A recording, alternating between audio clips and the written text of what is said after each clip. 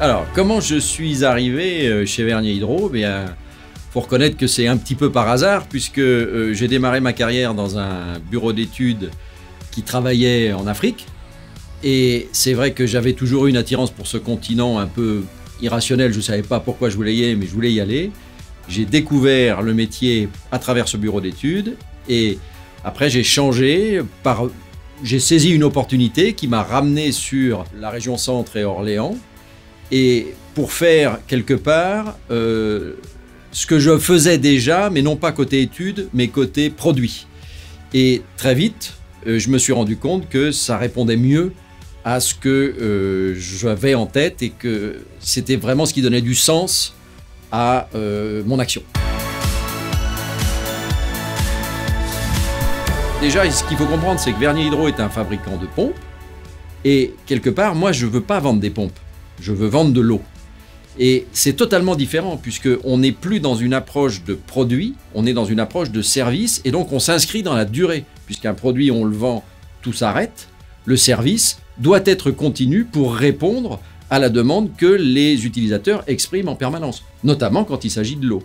Donc, au niveau de la société, c'est je m'inscris dans la vente d'un produit, d'un service basé sur un produit, mais au niveau de la planète, c'est je m'inscris dans la construction d'un monde meilleur en apportant aux gens un service de base, l'eau potable, dans la durée. Effectivement, c'est ambitieux comme objectif et on ne peut pas le faire tout seul, donc il faut arriver à mobiliser les gens autour de nous. C'est d'ailleurs une de mes grandes préoccupations, c'est d'arriver à maintenir cette motivation et cette mobilisation des partenaires, des collaborateurs, parce que tout seul, j'arriverai jamais. Donc il faut ce mouvement de masse, tous vers dans le même objectif, à savoir, quelque part, changer le monde. Je suis un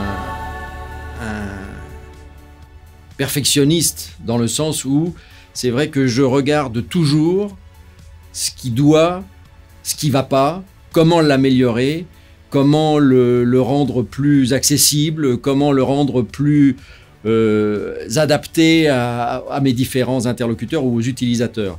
Donc c'est à la fois un vrai moteur, puisqu'on est toujours en train de bouillonner dans sa tête et d'essayer de trouver des solutions qui vont bien, mais ça peut être aussi un problème, c'est-à-dire que ça peut plomber aussi de temps en temps la réflexion et la démarche, parce qu'il y a des moments où on se rend compte qu'on peut baisser les bras aussi par rapport à la difficulté à améliorer les choses.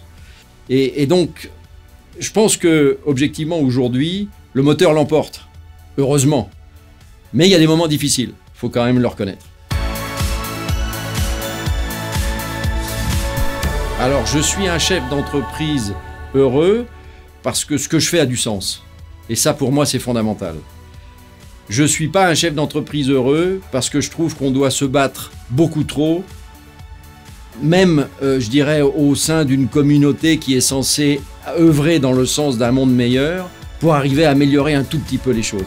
Et que ça pourrait être beaucoup plus facile si tout le monde y mettait du sien.